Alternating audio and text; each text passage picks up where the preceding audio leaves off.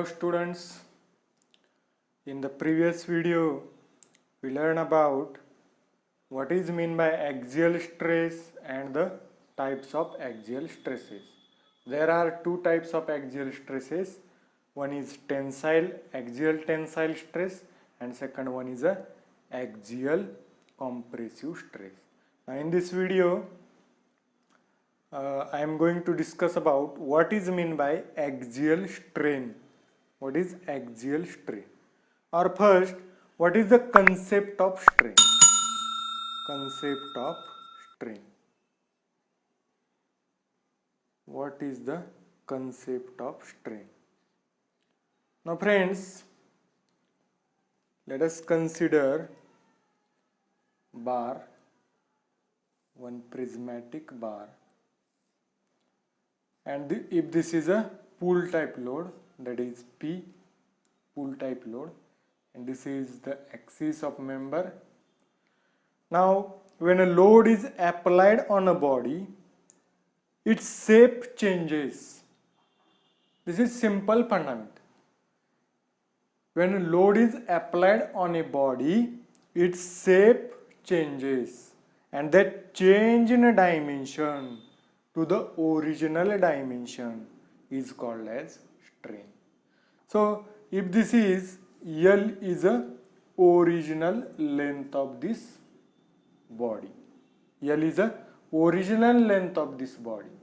Now due to this load P, the length of body will change by delta L. If this is a delta L, that is change in length. Change in length of this body, that is delta L. So what is strain? This change in length per unit original length of body. L is a length is a dimension of body. So change in a dimension divided by original dimension, or the ratio of change in a dimension to the original dimension is called as strain, or the change in dimension divided by original dimension is called as strain. So what is strain? The ratio of change in a dimension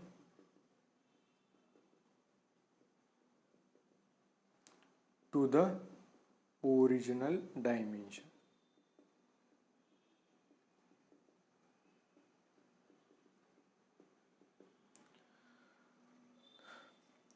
Now due to this load P, the length of the bar increases. At the same time, the lateral dimension of this bar will decreases. What is lateral dimension? If suppose this bar is a rectangular bar, then the lateral dimensions are width of this bar B and thickness, suppose thickness of this bar is T.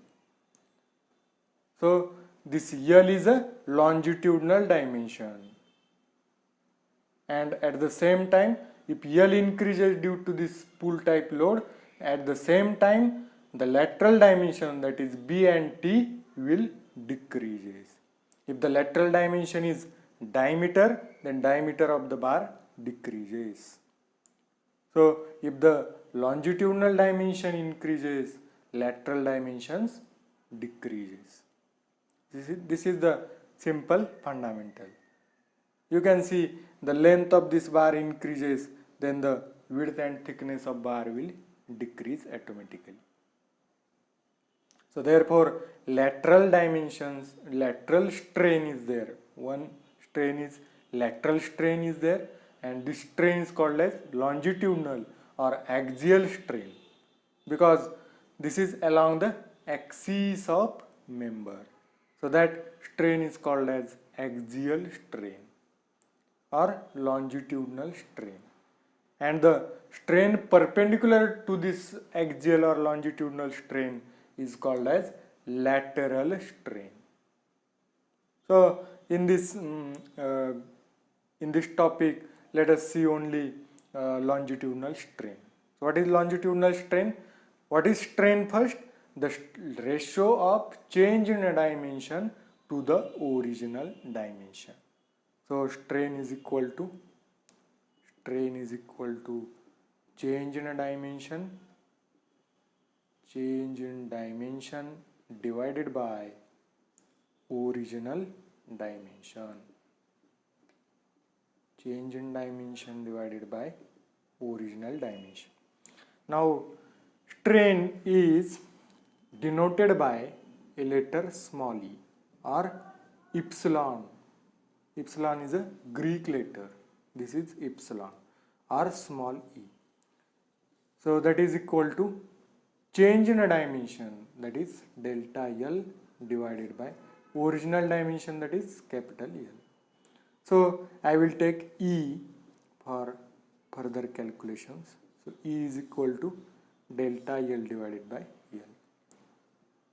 So remember first equation of sigma, that is stress P divided by A. This is first equation and this is second equation.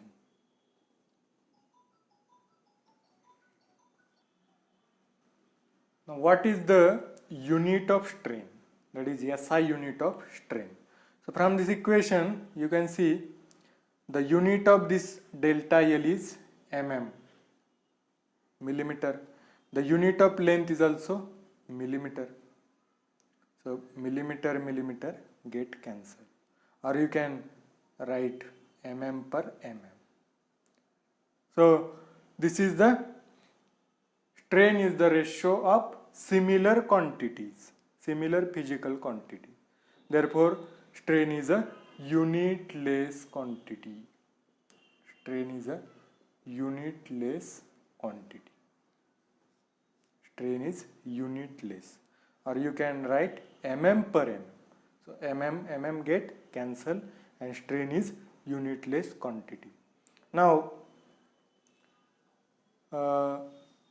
this type of strain, that is delta L by L, that is strain along the axis of the member or strain along the line of action of force, that strain is called as direct strain, or it is also called as longitudinal strain, or it is also called as axial strain, or it is also called as linear strain, or it is also called as primary strain. For this type of strain, that is strain along the line of action of force or strain along the axis of the member, there are many names. So one is direct strain, second is longitudinal strain, third is axial strain, fourth is linear strain, or fifth is primary strain. So what is axial strain? The strain along the line of action of force, or the strain along the axis of the member is called as axial strain. Now there are two types of axial strain. There are two types of axial stresses, we know.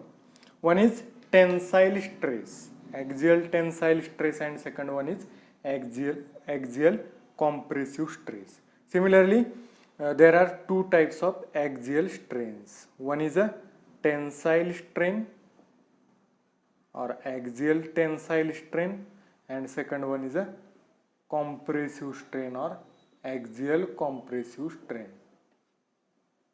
Compressive strain or axial compressive strain. So what is tensile strain? Now if this is a prismatic bar and it is subjected to tensile load P, then tensile stress is induced in this material. Now this is a L, that is original length, and this is change in length, that is delta L. Then what is tensile strain? The strain corresponding to the tensile stress is called as tensile strain. Strain corresponding to tensile stress tensile stress is called as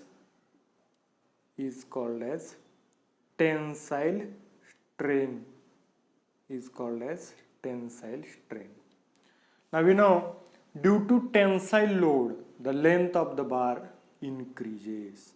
So therefore ET, that is tensile strain, is equal to delta L by L, and this delta L is positive. Delta L is positive.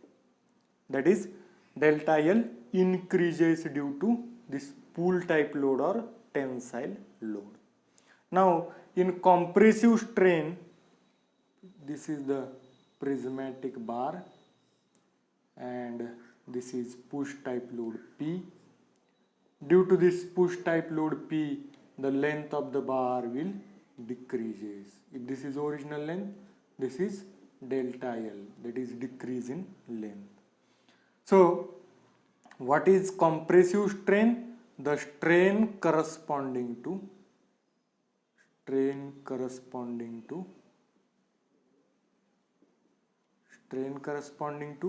compressive stress. Compressive stress is called compressive strain. Is called as compressive strain. Now we know that due to push type load or compressive type of load, the length of the bar will decreases. So the EC, that is compressive strain, is equal to same delta L by L, but this delta L is a decrease in length. Delta L is decrease in length. So take it as a negative. So delta L is a decrease in length. So this is the concept of axial strain. What is strain? It is the ratio of change in dimension to the original dimension. What is axial strain? Strain in the direction of line of action of force, or strain in the direction of axis of member, or strain along the axis of member is called as axial strain, and it is also called as longitudinal strain, linear strain, primary strain, direct strain, or normal strain. And there are two types of axial strains. One is a tensile strain and second one is a compressive strain. Tensile strain is nothing but the strain corresponding to tensile stress.